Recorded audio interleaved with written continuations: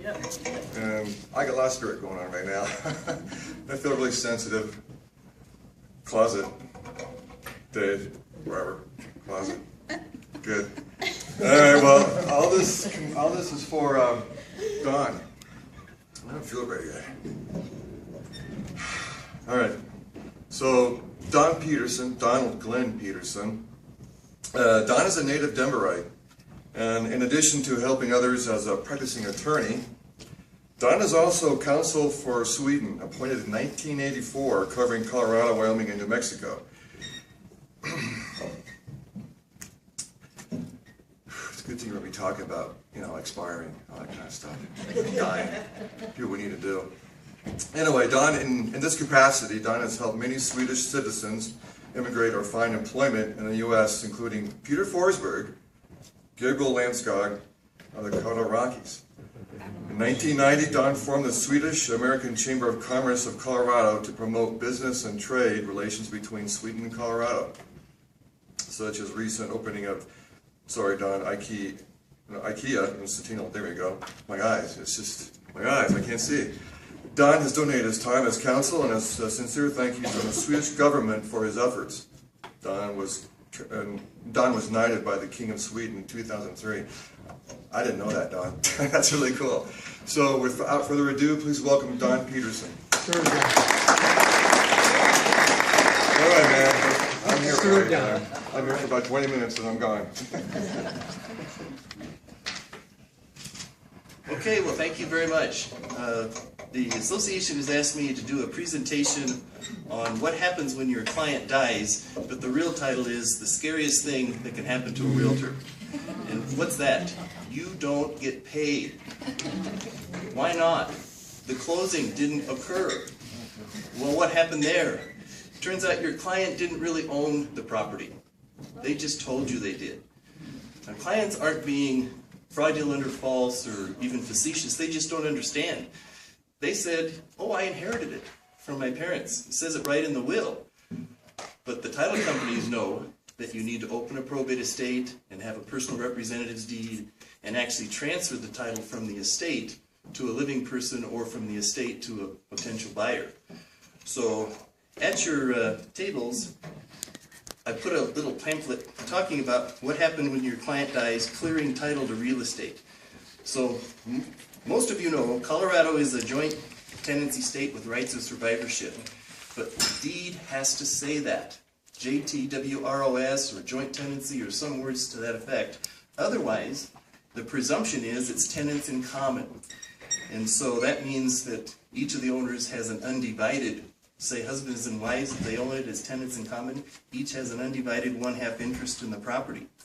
And so the terms are important, and so what I recommend, we have several wonderful title companies who are members of the association, to ask them as soon as you get the listing to do at least an O&E, an ownership and encumbrance search. And that way you can look for the vesting deed, the most recent deed that's been recorded, especially if it's a quitclaim deed, and see what it says and is it sufficient, and get the title company's opinion ahead of time so that if there are title problems you can start working on those right away instead of 10 days prior to closing. That's usually when the title commitment comes out and you're looking at the requirements and you see in there it says your client doesn't really own the property. And so now if your client dies, that's pretty apparent to you. That's immediate. And so you realize something needs to be done. But a death can occur. We had a recent case 20 years ago. The wife is living in the home.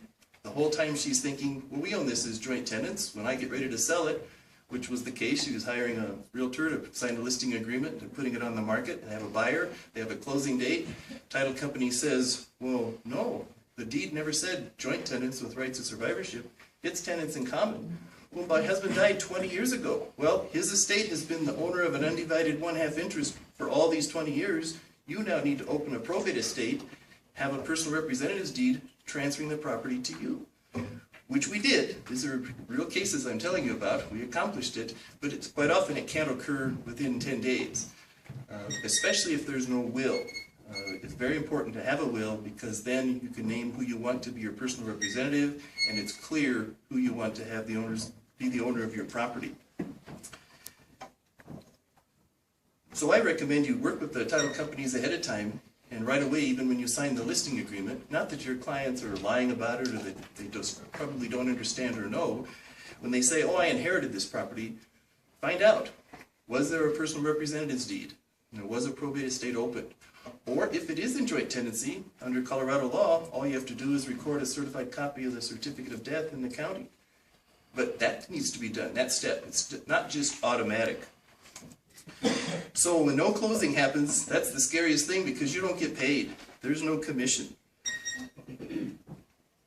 The presumption of ownership as tenants in common happens, as I say, when the deed does not mention joint tenancy or rights of survivorship.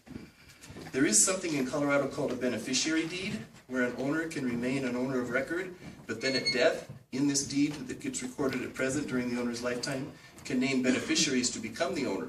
So at that point, your client may change. The person who owns it during their lifetime, if they die during the listing period, now you're dealing with whoever other owners under the beneficiary's deed. There are some limitations on how those are used in Colorado, including you can't have a mortgage, for example. No lien holders can be of record. So I think the key to take away from this is to have the title companies help you. As they say, there are several that are members of the association, and do at least an O&E and look for the most recent vesting deed and get their initial opinion. Is there something that needs to be done to clean or clear the title? We had a similar case under tenants in common, which is the presumption if the deed does not say joint tenants with rights of survivorship. And there, if there's a need to open a probate estate, if you have a will, at least it appoints or nominates someone to be the personal representative, so that there's not a competing contest with other family members, for example, who are going to be in charge of the estate. But then the personal representative can receive letters from the court that get recorded and can prepare a personal representative's deed. And this can be a deed of sale to a third-party purchaser or a deed of distribution if it's going to be inherited by someone. And a lot of people are concerned about probate. They think that that's a problem, but really, if you receive real property through an inheritance, you get the owner's tax basis. It's called a step up in tax basis, so that there may be less capital gains at the time of the sale. So that's a benefit to have property actually pass under a will. As they say, be very wary if you see a quitclaim deed. A lot of people do this themselves, and they don't really know the law. And even though it may be notarized, notaries aren't giving legal opinions. So later, it's discovered that the deed is deficient. Some of the deficiencies can be corrected with a correction deed if there's lacking the legal description or something in the notary clause. But the critical parts are using the words joint tenants with rights of survivorship. Many people just don't know that, and they just do their own quitclaim deed, naming someone else on the title, figuring that'll take care of it. And quite often it's not found out until after one or the other owners passes away. So if your your client dies while you have the listing, it would be helpful to know ahead of time, well, were they really the owner of the property? What does the deed say? Who's the owner now? Is it in an estate, or does it transfer to a surviving spouse, for example? So that's why I recommend you take a look at the vesting deed right at the time you're signing the listing agreement. So the lesson, I think, to take away is to ask for an ownership and an incumbent search first. Check with the title company as soon as you have the listing and see what the status of the title is. So if there's any requirements, you can start working on these right away while you're showing the home, rather than wait until you have a buyer who wants to close and then finds out all these legal issues happen that have to be resolved and may or may not agree to stick around. He may go on to the next property. So that's the scary part. You don't get paid if these things don't get resolved.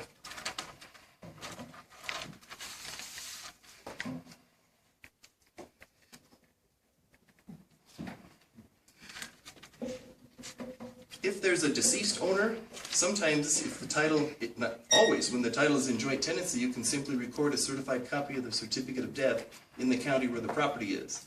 And that'll take care of it. Then it puts the full ownership back in the surviving, typically it's a spouse or perhaps an adult child, whoever is the joint owner. So these are things that can be taken care of ahead of time. So it is very helpful to have a will, because then, as I mentioned, you can get a step up in tax basis so the beneficiary can. And then it names someone who's in charge of the estate, a person representative, so there's not, so to speak, a fight or competing petitions among family members who's going to be in charge of the estate.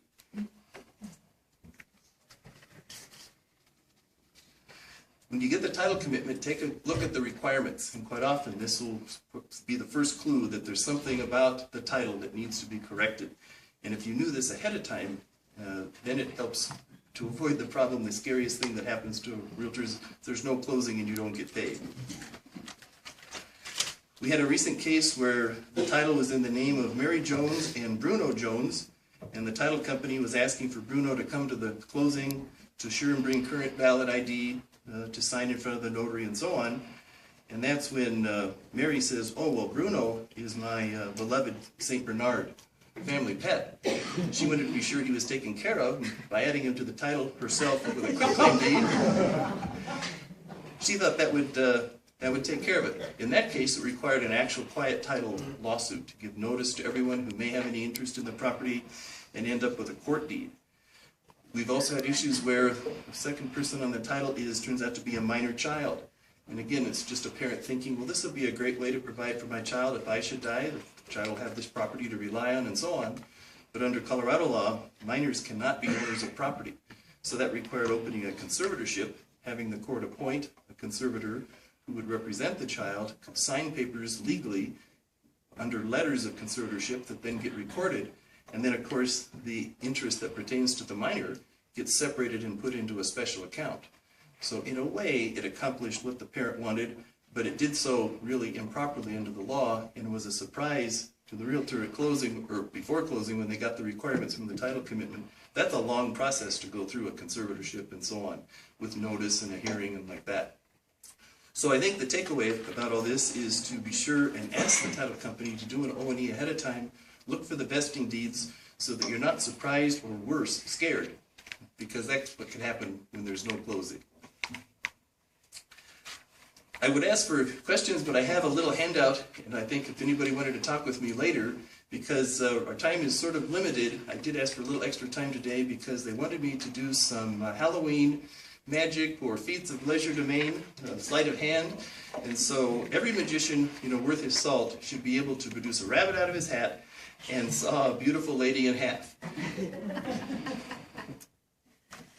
So the first part is fairly easy, and I've been practicing for weeks about the rabbit out of the hat part.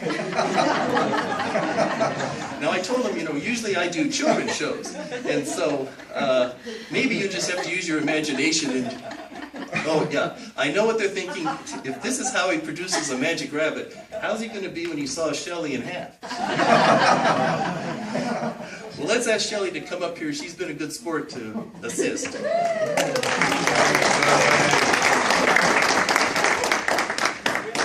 So now, Shelley, there's a few legal documents I want you to sign ahead of time. We have a waiver, a release of claims, a last will and testament.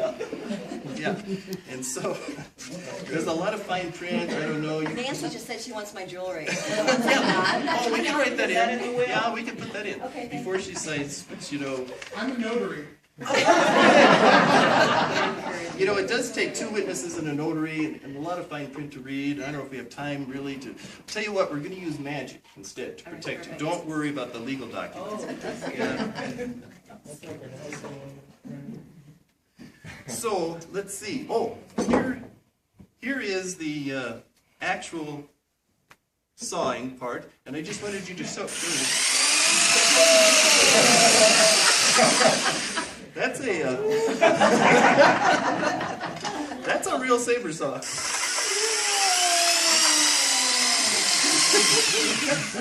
Maybe you would want to sign your will.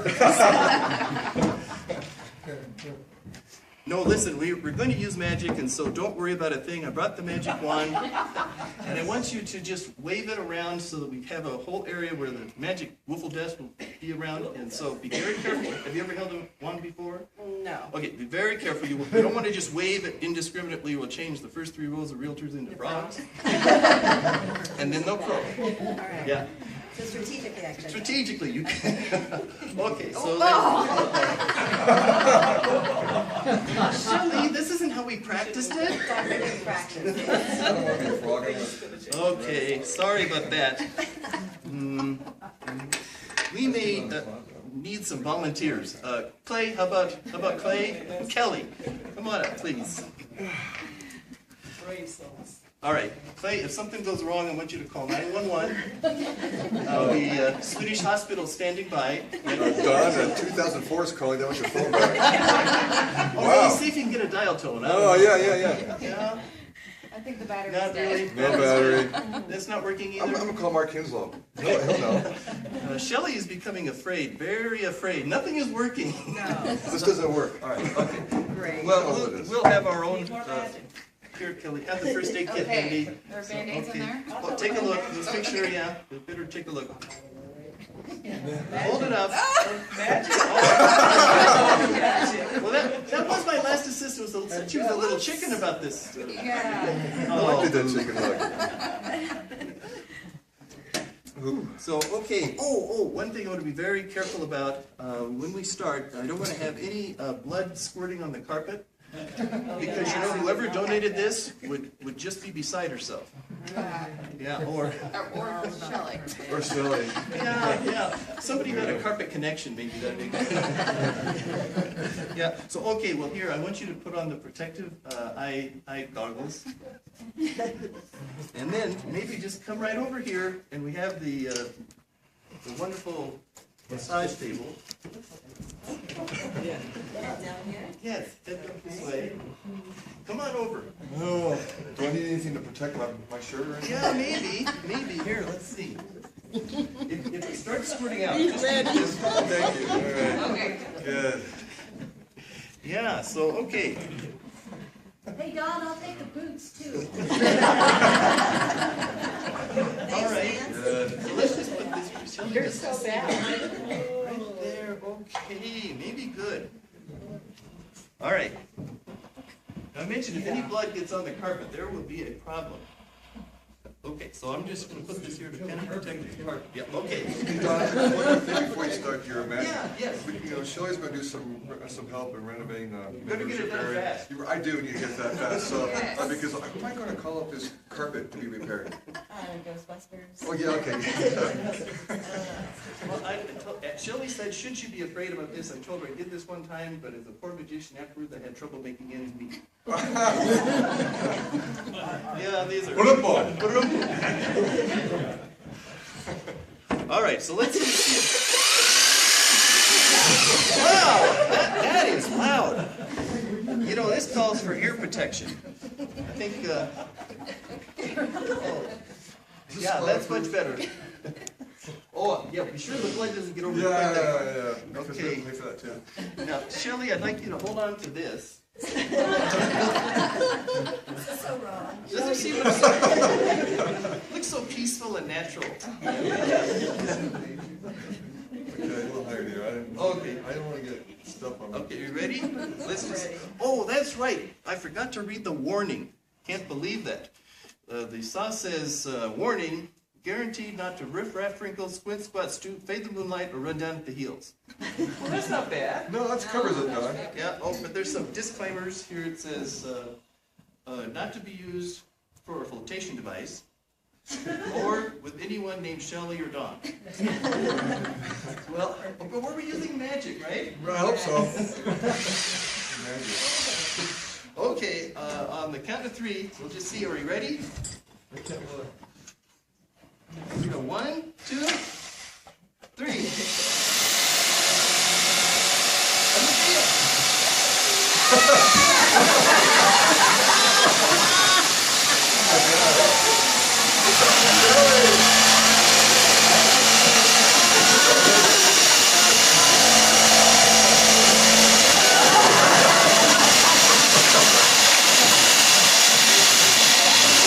Oh my gosh, I think, are you okay? There's. It smells like something got cut. Yeah. Shelley? Maybe I wish you would have signed your will after all. Let's see if she's okay. Come on, stand up, and let's everyone give her All a right, big guys!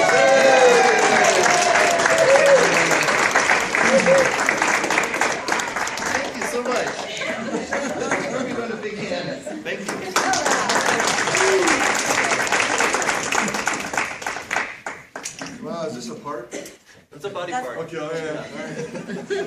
You may not want to touch that. Well, Don, well, that's magical. Thank you. Are you finished, Mr. Yes, Magician? yes I am. When are you going to be at Vegas? Because we're going to come and see you there. Oh, I'm good. All right. Don Peterson, everybody. Give me a hand. All right. So Don, don't go away, Don. The show would not be complete without this really cool, nifty flashlight. Oh, yeah. Okay? So the next time you do a magic act, you probably need to put this into play and Perfect. check the batteries. Yeah, thank you so much. Don, thanks, man. Appreciate the information, and I'm feeling better, actually. Thanks,